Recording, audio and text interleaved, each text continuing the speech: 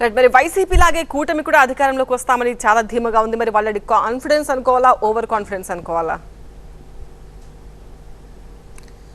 ఒకటండి, ఆరిపోయే దీపానికి వెలుగు ఎక్కువ అనుకోవాలా. ఈరోజు ఆరిపోయే దీపానికి వెలుగు ఎక్కువలాగా ఓడిపోయేటటువంటి తెలుగుదేశం పార్టీకి ప్రచార ఆర్భాటాలు ఎక్కువగా కనబడుతున్నాయి.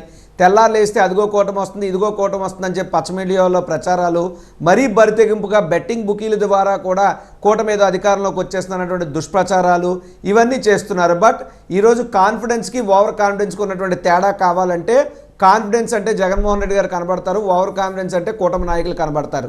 ఎందుకు చెప్తున్నానంటే, చాలా చోట్ల వీళ్ళు సొంతంగా పోటీ చేసి గెలవలేక కూటమి కట్టి కుటిల రాజకీయాలు నడిపినటువంటి వీళ్ళు ఎన్నికల అనంతరం కూడా అనేకమైనటువంటి దాడులకు, హింసాత్మకమైనటువంటి సంఘటనలకు ప్రేరేపించడం కానీ, లేదా మీరు చూస్తే వాలంటీర్ వ్యవస్థను అడ్డుకోవడం కానీ, సంక్షేమ పథకాలను అడ్డుకోవడంలో కానీ, అధికారులని బదిలీలు చేయించడంలో కానీ ప్రతిసారి కూడా ప్రజలకు మంచి జరుగుతుంది అంటే దానికి మోకాలడ్డేటువంటి ప్రయత్నం ఎవరు చేశారు? తెలుగుదేశం పార్టీ కూటమి చేసింది. ఎందుకు చేసింది? ఓడిపోతారు కాబట్టి తాము అందుకోబోయేటటువంటి ఓటమికి కారణాలు ఎత్తుక్కోవడంలో భాగంగా తెలుగుదేశం పార్టీ వ్యవహార శైలి కనిపించింది తప్పితే ఇంకొకటి లేదు.